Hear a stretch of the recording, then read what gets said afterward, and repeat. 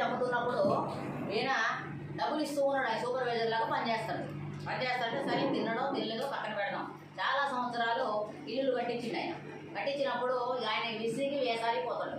ఏమమ్మా నాకు కూడా టైం ముసలి వయసు వస్తుంది, నాకెందుకు వచ్చిన గొడవ, ఇక తప్పుకుందామని చెప్పి అనుకుంటాడు. అనుకున్నప్పుడు ఈ రాజుగారు ఏమంటాడంటే, ఈ ఒక్క ఇల్లు కట్టిన తర్వాత నువ్వు ఇక్కడి నుంచి నా దగ్గర నుంచి వెళ్ళిపో అని బతిలాడిండట. అసలు నాకు చేత కావట్లేదండి, నేను చూసుకోలేనండి, నేను రెస్ట్ తీసుకుందాం అనుకుంటున్నా అంటే, కాదు ఈ ఒక్క ఇల్లు కట్టండి అన్నాడట. అంటే కష్టంగా ఇల్లు కడతాడట. ఎట్లా అంటే ఇక ఎందుకంటే వెళ్ళిపోతాడు కదా, డబ్బులు దండుకోవచ్చు అని చెప్పేసి ఆయన చెప్పిన ప్రకారంగా మెటీరియల్ కాకుండా, ఇనుము కాకుండా, ఆయన చెప్పినట్టు కాకుండా ఇల్లు అంతా పిచ్చిగా అన్నీ తక్కువ రేటుతోని నీళ్లు కొట్టకుండా, కూలోడ సరిగ్గా పెట్టకుండా ఏదో రకంగా అనిపించిందట. అంత అన్క్వాలిటీ అనమాట మొత్తం. అలా ఏదో రకంగా 6 నెలలు అయ్యే ఇల్లు 3 నెలల్లో కంప్లీట్ చేసి వెళ్ళిపోదామని ఆలోచన ఉంది. డబ్బులు కూడా బాగా దండుకున్నాడు, ఇంటి మీద కొద్ది లక్షలు దండుకున్నాడు. ఇంకా లక్షలని చూపించిండు. తర్వాత తాళ చేతిలో దానికి ఇంటికి తాళం వేసి రంగులు గింగులు చున్నాలన్నీ వేయించి ఇక తాళం వేసి ఆయన తాళతే చెప్పి నేను వెళ్ళిపోదాం అనుకున్నాడు. ఆయన తాళతే తీసుకుని రాజుగారి దగ్గరికి పోతే తాళతే నాకు ఇవ్వడం కాదు, ఆగు నేను వస్తానని చెప్పేసి ఇంటి దగ్గర తీసుకెళ్ళి రాజుగా ఆయన ఓనరు ఆ తాళతే ఈయన చేతిలో పెట్టి ఇన్ని సంవత్సరాలు నా దగ్గర పనిచేసినావు కాబట్టి ఈ ఇల్లు నేను గిఫ్ట్గా ఇస్తున్నా చెప్పండి.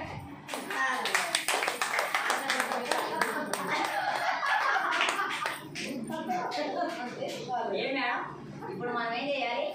ఏ నిమిషానికి ఏం జరుగుతుందో ఎవరు ఊహించలేదు కాబట్టి మనం ప్రతి సెకండ్ని అన్వయించుకోవాలి. మనం ఆ ఇల్లు ఎవరికి కట్టిండు పాపైనా, ఆయన రాజుగా ఆయన ఓనర్కి కట్టినా అనుకున్నాడు.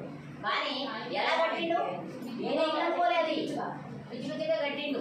కొన్ని లక్షలు తడుకున్నాడు. అందులో అంతా ఆ సిమెంట్ కానీ, ఇనుము కానీ, ఆ తలుపులు కానీ, దర్వాజులు కానీ, నీళ్ళు కొట్టకపోవడం కానీ, కూలర్లు పెట్టకపోవడం కానీ 6 నెలలు అయ్యే ఇల్లు 3 నెలలు ఇచ్చిండు. పటపటలాడిచ్చిండు, తాళం వేసిండు. తాళం తెచ్చిపోతే ఆ తాళం ఈయనకయింది, ఆ సొంతం ఈయనకయింది. అప్పుడు బాధపడతాడు. ఉపయోగం ఉందా? బాధపడతాడు. అదే మంచి కట్టుకుంటే సొంతం అయ్యేది కదా. కాబట్టి మనం ఆలోచించాల్సింది ఏంటంటే ఏటు తిరుగుతుందో మన లైఫ్. కాబట్టి ప్రతి క్షణాన్ని మనం అన్వయించుకోవాలి. ప్రతి క్షణాన్ని జాగ్రత్తగా అవేర్నెస్లో ఉండాలి. మనం ఇది మనది, ఇది నాది అన్న ఆలోచనలోనే ఉండాలి. మనం ఏ పని చేసినా అలా ఉండాలి, అంత ప్యూరిటీగా.